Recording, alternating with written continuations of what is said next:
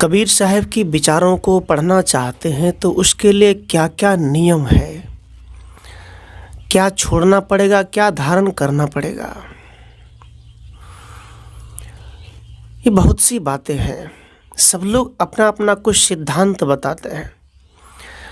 इसी प्रकार कबीर साहब के पंथ में आने के लिए उनमें नाम दीक्षा लेते हैं या जुड़ते हैं तो क्या करना पड़ेगा? यदि आप कबीर पंथी हैं या कबीर पंथ में आना चाहते हैं, कबीर साहब को विचारों को पढ़ना चाहते हैं, तो सबसे पहली बात है कि बाहर का ईश्वर भूल जाओ, बाहर भगवान भूल जाओ। अपने ही हाथों से बनाए गए देवता या माटी पत्थर को श्रेष्ठ मानना छोड़ दो। चाहे वो फिर कबीर साहब का ही प्रतिमा क्यों ना हो। प्रतिमा प्रतिमा होते हैं, समाधि समाधि होते हैं, मूर्ति मूर्ति है। उसके सामने हम कितना भी माथा रगड़ें, हमें कुछ प्राप्त नहीं हो सकता। यदि हम उन महापुरुषों के विचारों को पढ़कर चिंतन करके यदि हम रास्ते से चलें तो लाभ होगा। यदि आप कबीर पंथ में जुड़ना चाहते हैं तो आपको बाहर का भूत भ्रम छोड़ना पड़ेगा, क्योंकि भूत नाम का कोई चीज होता नहीं। आज आदमी को केवल भूत लगता है। आप शमशान घाट चले जाओ और वहाँ जाकर आप देखो तो कई सांड है, कई भैंसा है, कुत्ते हैं जो उस शमशान घाट में रात में सोते हैं, बैठते हैं, चींटी है, कीड़े मकोड़े हैं, जानवर आते हैं। उस आत्मा को भूत नहीं लगती, उस सांड को, उस गधे को, उस कुत्ते को भूत नहीं लगता, डर नहीं लगता। हमें लगता है, हम मनुष्यों को लगता है। यदि वो पशु पक्षी, यदि वो सांड, वो भैंस, वो गाय, कितने भी जानवर यदि वो मर जाए तो उनके नाम पर कोई श्राद्ध कर्म नहीं होता। वो आत्मा भटकते नहीं, उनको तंत्र मंत्र की जरूरत नहीं पड़ती। लेकिन ये सारा भ्रम जाल हम मनुष्यों को लगता है। तो साहब कहते हैं यदि आप ये सब करते हैं और कबीर पंथ में शामिल होना चाहते हैं तो इस सब चीज़ को छोड़ना पड़ेगा। फिर ना आपको भूत लगेगी, ना कोई तंत्र मंत्र का डायन लगेगी, ना कोई चुड़ैल लगेगा, ना कोई बाहरी बातों से डर लगेगा, क्योंकि ये होता ही नहीं है। कबीर पंथ में ये सब पढ़ाया नहीं जाता। उसमें पढ़ाया जाता है कि तुम्हारे से बड़ा कोई नहीं। ये जो कहते हो कि तुमको कोई काल ग्रस लेगा, ऐसा नहीं। तुम स्वयं अपना काल बनते हो और स्वयं अपना निवारण बनते हो।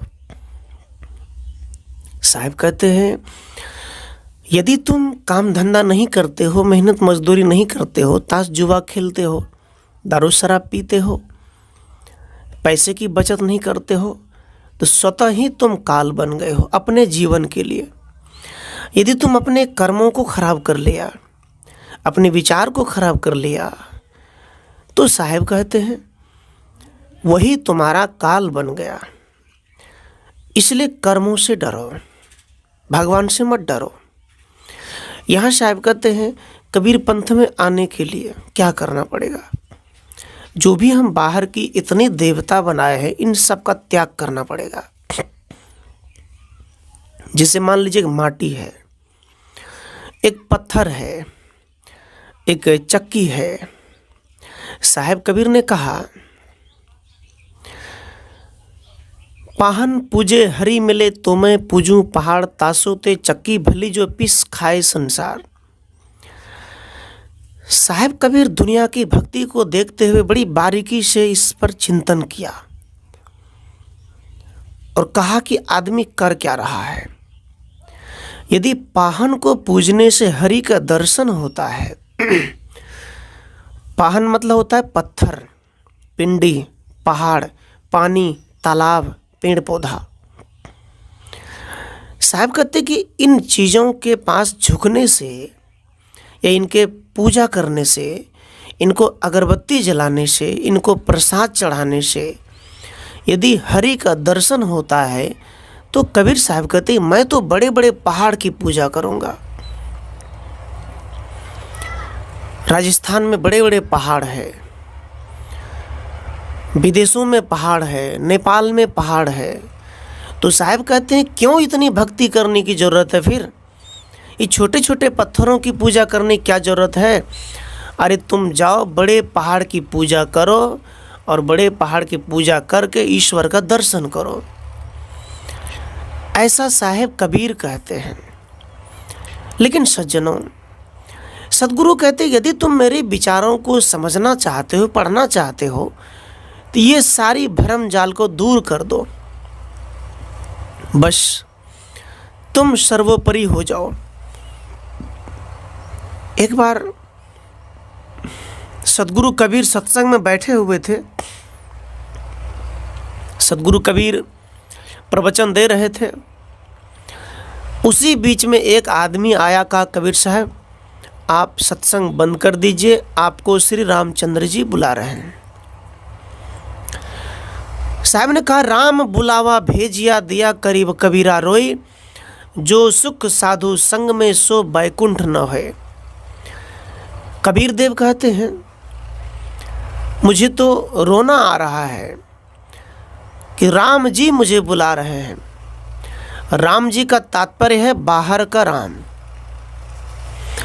आज पूरी दुनिया जिस राम की तलाश में है और जिस राम के नाम से 24 घंटा बोलते हरे राम हरे कृष्ण हरे राम हरे कृष्ण, 24 घंटा बस इतना ही बात। अब एक बात बताओ, एक ही बात को यदि बार बार हम बोलते रहे, 24 घंटा बोलते रहे, तो भाई आदमी को फिर समझ में क्या आएगी? अरे कुछ प्रवचन करो, हर विषय पर बोलो, कुछ समझाओ ताकि समाज का सुधार हो सके, समाज बदल सके। नशा पर बोलो, दुर्व्यसन पर बोलो, व्यभिचार पर बोलो, माया मोह पर बोलो, झगड़े पर बोलो, मनुष्य की एकता पर बोलो, शांति पर बोलो, लेकिन केवल राम यदि बोलते रहे 24 घंटा, आदमी को इस नाम से जीवन का क्या अर्थ निकलेगा?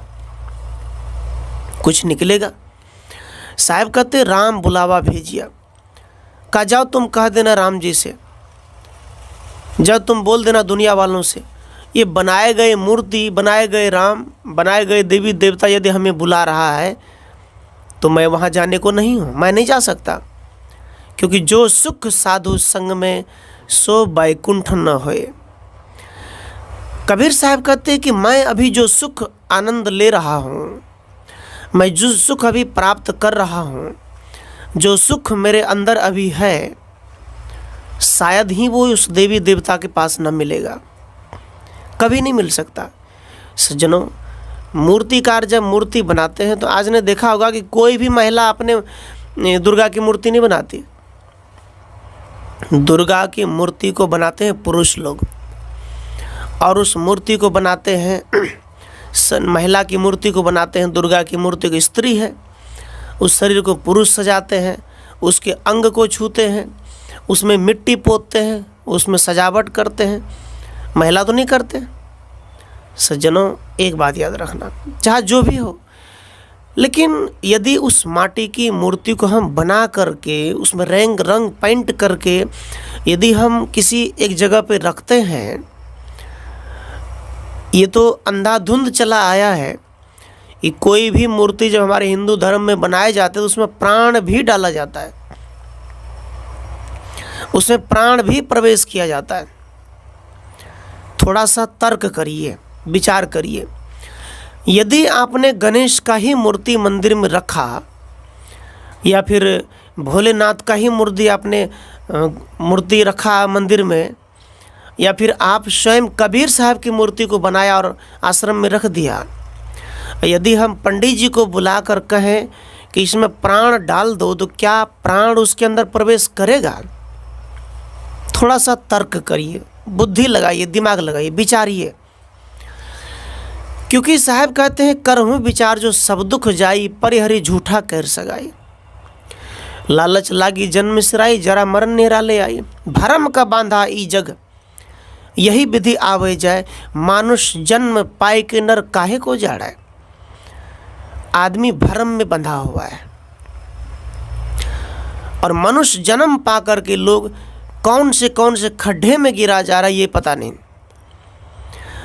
तर्क करिए, क्या गणेश जी की मूर्ति है, शंकर जी की मूर्ति है, पार्वती की मूर्ति है, क्या उस मंदिर के अंदर उस मूर्ति में जीव प्रवेश कर सकता है?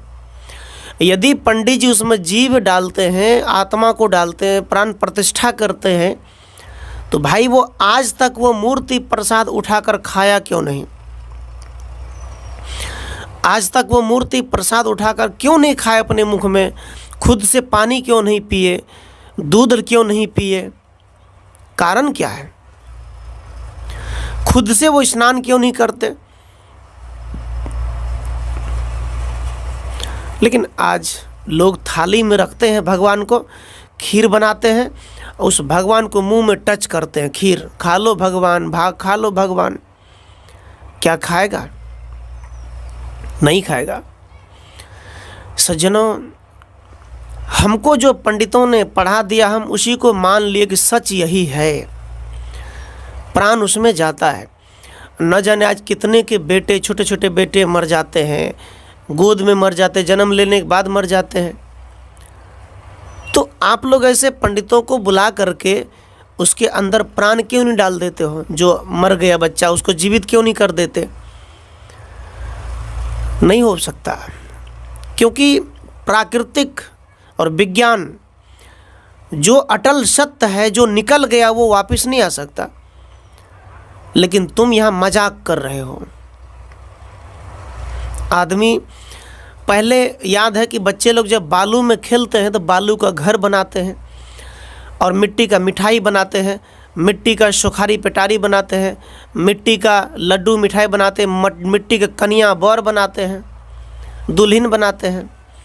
और बच्चे लोग क्या करते हैं? मजाक मजाक में बारात जाते हैं, मजाक मजाक में उसमें शादी करते हैं, उस दूल्हा दुल्हन को घर में रखते हैं, लड्डू खिलाते हैं, भोज करते हैं और मजाक मजाक में मुंह के पास मिट्टी के लड्डू लाते हैं, फिर रख देते हैं।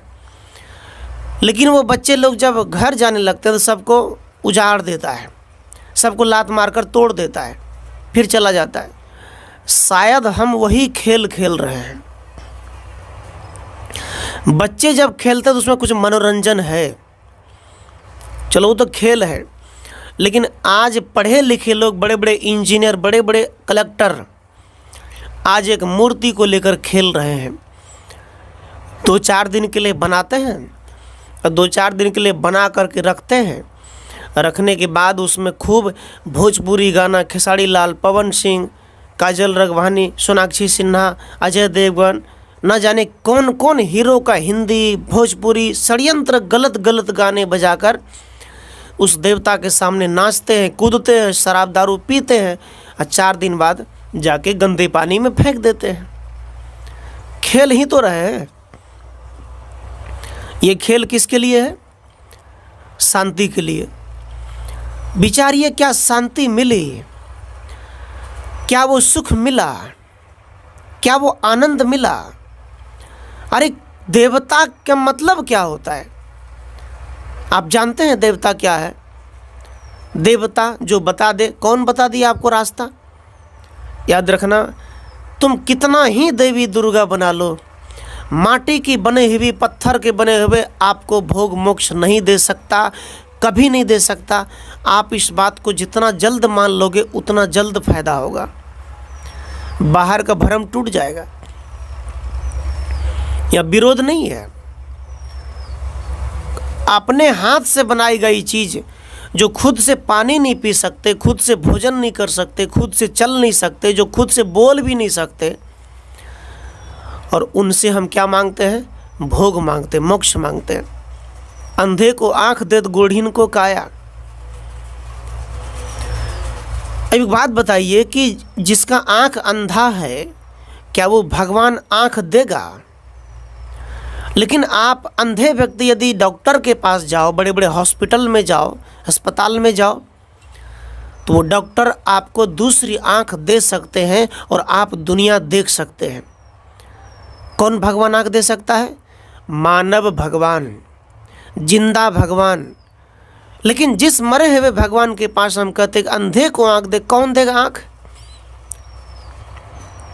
और मरे हुए भगवान के पास जाते हैं, मुझे ज्ञान दो, मुझे शक्ति दो, मुझे धन दो, कोढ़ीन को काया। अरे जिसका शरीर लंगड़ा है, लूल्हा है, अपज है, अपंग है, कोई जड़ी बूटी आयुर्वेद, कोई वैद्य है, कोई डॉक्टर है जो अनेक दवाइयों से उसे ठीक करता है।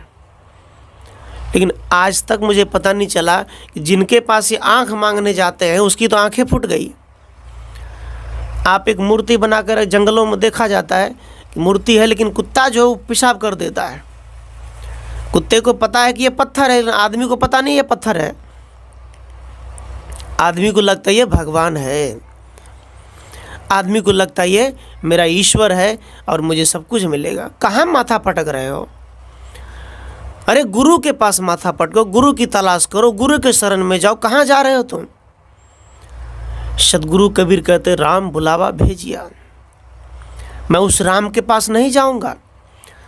और सदगुरु कबीर ने स्वामी रामानंद जी की आंखें खोल दी। आज कबीर पंथी भी मानते हैं कि रामानंद स्वामी कबीर साहब के गुरु हैं। कैसे हो सकता है? जो ब्राह्मण है, जो पंडित है, जो राम की पुजारी, वो कबीर साहब गुरु कैसे हो जाएगा? जीवन भर कबीर साहब पंडितों का और भरम अंधविश्वास का विरोध किए। आप बोलते हैं कि पंडित ही राम कबीर साहब के गुरु हैं। कैसे हो सकता है? एक पंडित, एक कर्मकांडी, वो रामानंद स्वामी और कबीर साहब गुरु नहीं हो सकते, कभी नहीं। जहाँ गोस्वामी तुलसीदास ने सबरी के मुख से कहलवा दिया, अधम ते अधम, अधम अति नारी, कहीं भदी कहीं विधि भक्ति करूँ मैं तुम्हारी। उसमें कहला दिया कि राम जी जब सबरी के कुटिया में गए तो कहा कि प्रभु हम तो अधम है, नीच है, और मैं आपकी भक्ति कैसे करूं, मैं अछूत हूं। ऐसा गोस्वामी जी ने कहलवा दिया। अछूत कौन माना? पंडित ने। नीच कौन माना? पंडित ने। यदि ना मानते तो क्या अछूत मानते अपने को? जब रामानंद स्वामी ने कबीर साहब से कहा कि आप मुझे दूध थोड़ा सा दे सकते हैं कहीं से लाकर, एक भाईचारा होते हैं कि चलो रामानंद स्वामी बुजुर्ग थे, रहते थे। आज भी बहुत लोग हैं जो हमसे जुड़े हैं, दूसरे पंथ वाले भी जुड़े हैं, कोई हमसे बुजुर्ग है तो हाँ, एक भाईचारा, एक गुरु तत्व, एक बुजुर्ग है तो उसका सम्मान करते हैं, सम्मान करना चाहिए। कबीर साहब ऐसे ही रामानंद स्वामी का सम्मान करते थे। लेकिन जब वो कहा कि दूध हमें थोड़ा सा ला दीजिए तो कबीर साहब को लगा, कहा क्या करेंगे? काम है राम जी की पूजा, मतलब भोग लगाऊंगा। कबीर साहब के दिमाग में आया कि जो बना हुआ मूर्ति है, जो राम जी की मूर्ति, दशरथ के बेटे की मूर्ति है, क्या वो मूर्ति जो बनाया गया है वो हमें भोग मोक्ष दे सकता है? कबीर साहब ने सोचा अब रामानंद स्वामी के दिमाग को खोलना पड़ेगा। कबीर साहब चले गए एक मरी हुई गाय के पास। अब ये मत कहो कि तुम कबीर साहब मरे हुई गाय के पास क्यों चले गए। कबीर साहब मरे हुए गाय के पास इसलिए गए ताकि वो रामानंद स्वामी के दिमाग को खोल सके। उदाहरण पेश किया। गाय के पास घास रख दी, लाठी लेके लोटा लेके बैठ गया। अब मरी हुई गाय की हड्डी से कहता है, हे गौ माता मुझे दूध दो, रामानंद स्वामी राम की पूजा करेंगे। 10 बज गया। लेकिन जब रामानंद स्वामी ने दूसरे चेले को भेजा तो कबीर साहब को देखा कि हड्डी के पास बैठे हैं, क्या वो दूध दे सकते हैं? इस बात की खबर रामानंद स्वामी को पहुंचा तो रामानंद स्वामी आए वहां से। कहा कबीर साहब आपके पास लगता है सच में दिमाग नहीं है, कैसी बुद्धि है तुम्हारी? अरे जो मर चुका है, जो हड्डी है, वो क्या दूध दे सकते हैं? कभी देगा? तो कबीर साहब ने रामानंद स्वामी से कहा आपको आधा ज्ञान हो चुका है लेकिन आधा और बाकी है, लेकिन वो भी पूरा हो जाए तो मैं समझूंगा कि आप बड़े ज्ञानी हैं। का क्या मतलब? कहा रामानंद स्वामी एक बात बताइए, आपको इतना ज्ञान तो है कि मरी हुई गाय हमें दूध नहीं दे सकती, लेकिन आपको अभी तक भक्ति करते करते आप बूढ़े हो गए हैं, मरने की कगार पर है, आप आचार्य कहलाते हैं, विद्वान कहलाते हैं, लेकिन आज तक आपको ये पता क्यों नहीं चला कि मरे हुए पत्थर, मरे हुए भगवान, बनाए गए भगवान हमें मोक्ष मुक्ति नहीं दे सकता? क्या आपको ये पता नहीं चला आज तक? पता करो। उस समय रामानंद स्वामी कबीर साहब के सामने हाथ जोड़ लिया, कहा प्रभु गुरुदेव, ये ज्ञान तो मुझे आज तक किसी ने दिया ही नहीं। सज्जनों, रामानंद स्वामी ने, कबीर साहब ने कहा, कबीर साहब जी रामानंद स्वामी से कहते हैं, रामानंद राम रस माते, कहें कबीर हम कहीं कहीं थाके।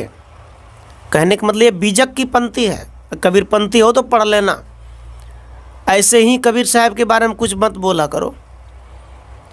कबीर साहब साधारण पुरुष नहीं है, पंडा पुजारी को तुम गुरु बनवा देते हो। कबीर साहब बीजक में कहते रामानंद राम रस माते। रामानंद स्वामी आप जो है श्री राम राजा दशरथ के पुत्र को, बेटे को तुम भगवान मान करके उसी में मतवाले रह गए, उनको धोता रहा, पोछता रहा, खिलाता रहा, कभी खाया नहीं।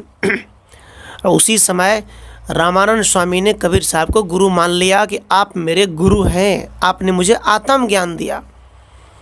सज्जनों, आज हमारी हिंदू समाज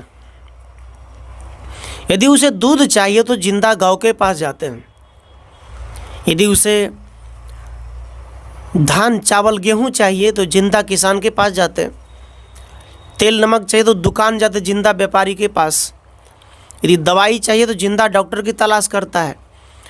लेकिन हिंदू परंपरा में या किसी को भी यदि मुक्ति चाहिए, मोक्ष चाहिए, शांति चाहिए, परमात्मा ईश्वर का दर्शन चाहिए, तो मरा हुआ भगवान की तलाश करता है।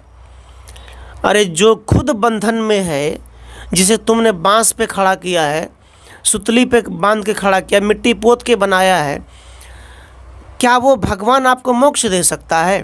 क्या वो सुख दे सकता है? क्या आपको मुक्ति दे सकती है? नहीं दे सकता। सज्जनों, स्वयं कबीर साहब की मूर्ति आपको भोग मोक्ष नहीं दे सकता, इतनी बातें याद रखना। स्वयं कबीर साहब की मूर्ति ही आपको ज्ञान नहीं दे सकता। यदि तुम उसके ज्ञान किताबों को पढ़कर तुम खुद आत्मसात नहीं बनोगे, उसके विचारों पर चलोगे नहीं, तो कुछ नहीं हो सकता। सज्जनों, हम राम को भूल चुके हैं और कबीर साहब का यही संदेश है कि बाहर की देवी देवता, भूत प्रेत, चंडी महाकाली को छोड़कर तो अंदर में ज्ञान की दीपक जलाओ, ज्ञान की ज्योति जलाओ, तभी तुम उद्धार हो पाओगे, कल्याण हो पाओगे, अन्यथा नहीं हो पाओगे। लेकिन साहब की कबीरों के विचारों से थोड़ी आपको चोट लग सकती है। और कबीर साहब, फिर रामानंद स्वामी ने कहा कि उससे पहले एक बात हो चुकी थी कि मैं कहीं बाहर जा रहा हूँ, आप मेरे भगवान को नहला देना। कबीर साहब ने लाठी लिया और सभी भगवान से कहा चलो स्नान करो, नदी में चलो, डुबकी लगाओ। कौन जाएगा? दिन भर खड़ा है और कबीर साहब लाठी से दिखा दिखा के बोलता है चलो जल्दी स्नान करो। रामानंद स्वामी ने कहा कबीर साहब, अरे ये भगवान खुद से थोड़ी नहा पाएगा, आपको इसे नहलाना पड़ेगा। आप इसको लोटा से जल धो इसको। तो कबीर साहब ने कहा जब ये खुद से नहीं नहा सकता तो हमारे जीवन को ये कैसे धो सकता है, कैसे निर्मल कर सकता है, हमारे जीवन बुद्धि और ज्ञान कैसे भर सकता है? वो तो जिंदा गुरु ही भर सकता है ना। लेकिन सज्जन, इस बात को हम मानने को तैयार नहीं। लोग क्या कहेगा, आप जितना ही विरोध कर लो, बस ये देवी देवताओं को आप मिटा नहीं सकते। तो कौन मिटाता? तुम बनाते रहो, एक से एक बनाते रहो, माथा पटकते रहो, क्या मिलने वाला है? कुछ नहीं मिल सकता। देवी देवता उसे कहते हैं जो आपको कुछ दे और कुछ रास्ता बता दे। आज तक आपने अपने माँ बाप की धन दौलत को खाया है, आज तक आपने किसानों का धन को खाया है, और अपनी मेहनत के धन को खाया है, आप कौन सी भगवान की कल्पना करते हैं? और इस हिंदू धर्म में अभी तक इस बात अभी उलझन ही बना है कि लोग ये कहते हैं कण कण में ईश्वर। तो कण कण में ईश्वर का मतलब ये होता है कि इस माइक में मैं जो बोल रहा हूँ, इस माइक में भी ईश्वर है, इस घर में भी ईश्वर है, इस सत्संग मंच भी जो बैठे उस पे भी ईश्वर है, बांस में भी ईश्वर है? नहीं, घट घट में ईश्वर है। मनुष्य है, आत्मा, माता पिता, गुरु, जीव जंतु, जितने भी प्राणी है उस सब में ईश्वर का वास है। लेकिन लोग कहते ईश्वर के बिना पत्ता तक नहीं हिलता। ऐसा कहना गलत है। मानव के बिना पत्ता तक नहीं हिलता। एक दिन कानून व्यवस्था रोक दी जाए तो मार काट हो जाएगा, सड़क जाम हो जाएंगे, एक दूसरे को मार देगा। विश्वव्यापी नियम ईश्वर है, कानून ईश्वर है, जिससे आदमी डरते हैं और उससे सुधरते भी हैं। गुरु का ज्ञान, गुरु का बोध ईश्वर है। सदगुरु कहते हैं लोगों की ये भी एक बड़ी समस्या है कि धरती कब बनी। आज के बड़े बड़े पंडाल जब लगते हैं तो हिंदू धर्म में ये कहा जाता है कि धरती किसने बनाया। कोई तो कहता ब्रह्मा विष्णु शंकर ने बनाया, कोई कहते कबीर ने बनाया, कोई कहते राम ने बनाया, कोई कहते कृष्ण ने बनाया, कोई कहते अल्लाह ने बनाया। इसमें किसकी बात सच मानी जाएगी? ठीक है, मान लीजिए कि ब्रह्मा विष्णु शंकर अल्लाह ने बनाया धरती को, तो जब वो बना रहे थे तो उससे पहले वो कहाँ खड़े थे? तहिया होते पवन नहीं पानी, तहिया सृष्टि कौन उत्पानी। तहिया होते कल नहीं फूला, तहिया होते गर्भ नहीं मूला। भाई, जब पानी भी नहीं था पहले, धरती भी नहीं थी, कुछ भी नहीं था, तो बनाया किसने? कौन लाया इसे? पहले मुर्गी की पहले अंडा। यदि आप कहो पहले अंडा तो फिर मुर्गी कहाँ से आई? जब आप कहो कि पहले मुर्गी तो फिर अंडा कहाँ से आई? जब आप कहो कि पहले महादेव जन्म लिए तो फिर महादेव को जन्म देने वाला कौन है? जब आप कहो कि पहले अल्लाह धरती पर आए तो धरती पर अल्लाह को लाने वाले कौन है? जब आप कहो कि अल्लाह को लाने वाले कोई और है तो फिर उसको लाने वाले कौन है? फिर कौन है? यदि कहें कि पहले बंदर का जन्म हुआ तो बंदर को जन्म देने वाला कौन?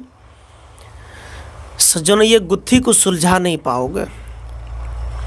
यही तुम पोथी पुराणों में बैठकर पढ़कर सुनते रहते हो, ये माथा को वायरस से भर देते हो। ज्ञान बुद्धि से मतलब नहीं है।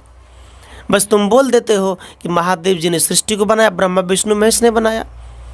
कौन शक्ति था उसके अंदर? छलांग मार के आया था क्या? वो आकाश में बैठे थे और बना दिए। सज्जनों, इस चिंता में मत रहो। इस सृष्टि सब दिन से है और सब दिन रहेगा। कौन आया नहीं आया इसकी चिंता मत करो। आदमी, मानव समाज या जानवर सब दिन से है और रहेंगे, इसकी चर्चा मत करो, माथापच्ची मत करो। इस सृष्टि को किसी ने बनाया नहीं, कहते ईश्वर ने बनाया, परमात्मा की मौज से बना। यदि ईश्वर बनाया, परमात्मा ने बना, तो वो ईश्वर कहाँ खड़े थे? उसका भी तो कोई पहले सृष्टि होगा जहाँ वो खड़े थे। बिना सिर पैर की बातें हम करते रहते हैं पुराणों को पढ़ पढ़ के। ये धरती सब दिन है और रहेंगे, ये आदमी सब दिन है रहेंगे, ये आदमी मरेंगे, जाएंगे, जन्म लेंगे। इस सृष्टि में भूकंप भूचाल आते रहेंगे।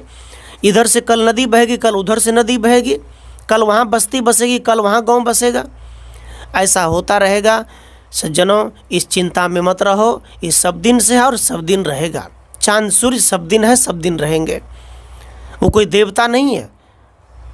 तुम यहाँ से जल, एक लोटा जल चढ़ा दो, वहाँ पहुँच जाएगा। हिंदू को लगता है कि मेरे जल चढ़ाने से सूरज निकल रहा है। ये गलत बात है। तुम्हारे जल चढ़ाने से सूरज थोड़ी निकल रहा है, वो तो अपना काम करेगा ही। तुम चाहे कमरे में बंद हो जाओ, वो निकलेगा ही। सज्जनों, सूर्य का मतलब है ज्ञान प्रकाश करो। अब हिंदू लोग कहते हैं कि ध्यान किधर करें? पूर्व दिशा में करें या पश्चिम दिशा में करें, उत्तर दिशा में करें या दक्षिण दिशा में करें? किधर, कौन सा शुद्ध होगा? तो हिंदुओं की मान्यता है सूर्य पूरब से निकलते हैं तो पूरब में ही ध्यान करना चाहिए। सज्जनों, एक बार विचार करिए, आप चाहे पूरब की दिशा में ध्यान करो, यदि आपका मन का दिशा ठीक नहीं है तो ध्यान नहीं लगेगा। आप यदि पश्चिम में ध्यान करते, यदि मन पवित्र है, मन शांत है, विचार शांत है तो ध्यान लगेगा। यदि आप बड़े धार्मिक हैं, बड़े पुजारी हैं, बड़े पंडित पुजारी की तरफ अगरबत्ती जलाते हैं, नित्य क्रियम पूजा पाठ करते हैं, यदि जीवन का आचरण ठीक नहीं, काम व्यवहार ठीक नहीं है, तो साहब कहते हैं कि उस पूजा पाठ से कुछ नहीं हो सकता, तुम्हारे जीवन में कोई लाभ नहीं हो सकता। अगरबत्ती तो फैक्ट्री में बनाते हैं, चंदन की लकड़ी तो गाछ की आती है, उसमें सुगंध स्वाभाविक है। किसी में मिर्ची कड़वा है, किसी में करेला तीता है, तो इसी प्रकार चंदन की लकड़ी में क्या है? सुगंध है। भाई, उसके सुगंध से तुम चाहते हो कि बाहर की देवी देवता खुश हो जाए तो क्या हो सकता है? तुम्हारी भाव, तुम्हारी विचार, तुम्हारी वाणी, तुम्हारी रहन सहन से तुम अंदर ही खुश होते हो, और तुम्हारी ही रहन सहन से तुम अंदर से दुखी होते हो। साहिब कबीर कहते, चंदन सर्प लपेटिया चंदन काह करे, रोम रोम विष भिनिया अमृत कहाँ समाये। साहिब कहते हैं कि चंदन सर्प लपेटिया, यदि चंदन के गाछ में सर्प लपेटा हुआ है तो चंदन बेचारा क्या करेगा? यदि तुम ज्ञानी हो करके, सत्संगी हो करके तीर्थ में जाते हो, मंदिर में जाते हो, पूजा पाठ करते हो, लेकिन उसके बाद भी अपने मन में छल कपट अहंकार, एक तलवार लेकर किसी जीव की हत्या करते हो, मारते हो, तो भाई वो सत्संग क्या करेगा? वो भक्ति आपका क्या कल्याण करेगा? क्योंकि तुम्हारे अंदर में रोम रोम में विष भरा है। सत्संग कुछ नहीं कर सकता, फिर देवी देवता कुछ नहीं कर सकता। बुद्धि जगाओ, ज्ञान जगाओ। आप कबीर पंथ से जुड़ना चाहते हैं तो जितनी बातें मैंने कही, इन सब का त्याग करना होगा, और इस सच्चे सदगुरु के शरण में लगकर गुरु भक्ति करनी होगी। सच्चे मार्गदर्शन, उसमें माता पिता गुरु, माँ के साथ प्रेम से बोलो, पिता के साथ प्रेम से बोलो, अपनी पत्नी के साथ प्रेम से बोलो, भाई के साथ प्रेम से रहो, पति के साथ आनंद से रहो, पड़ोसी के साथ प्रेम से रहो, और अपने घर में एक दूसरे की पूजा करो, आराधना करो। यही सदगुरु कबीर की पूजा है, यही असली व्रत है, उपासना है। लोग मानते कि नमक छोड़ देंगे तो उपासना होगा, 4 दिन भोजन छोड़ देंगे उपासना होगा। नहीं हो सकता। तुम भोजन त्याग क्यों करते हो? भोजन त्याग करने से भगवान खुश नहीं होता, आपकी भाव से खुश होता है, विचारों से खुश होता है। निर्मल मन, पवित्र मन, सरल स्वभाव न मन कुटिलाई, यथा लाभ संतोष सुख पाई। मन सरल हो, मन से कुटिलता दूर हो, तो जितने हैं उतने में खुश रहोगे, आनंदित रहोगे, और वही आपका धन और खुशी होगी। इसलिए सज्जनों, कुछ चीज़ त्याग मत करो। नमक का त्याग मत करो, क्रोध का त्याग करो, तंबाकू का त्याग करो, गांजा का त्याग करो, दारू का त्याग करो, मांस का त्याग करो, तब भक्ति में लाभ होगा, तब जीवन में सुख चैन आएगी। लेकिन तुम भोजन त्याग करते हो, अच्छे भोजन है उसे खाओ, और मन ही मन ध्यान करो, चिंतन करो, और गुरुदेव के शरण में समर्पित भाव से रहो, आनंदित रहो। यही जीवन का असली लाभ है, और यही जीवन का एक अच्छा उद्देश्य होगा। मैं आप सबके बीच कुछ देर निवेदन किया। विचार अच्छा लगा तो चैनल को सब्सक्राइब कर लें, और कमेंट में बताएं कि आप कहां से सुन रहे हैं। अपना नाम भी भेजें ताकि मैं आपके नामों को पढ़कर ये देखूं कि आप यहां से हैं, और गुरुदेव की कृपा आपको लगे। अच्छे गुरु की तलाश करो। आप सबके हृदय में अंतरात्मा को 3 बार साहिब बंदगी साहिब।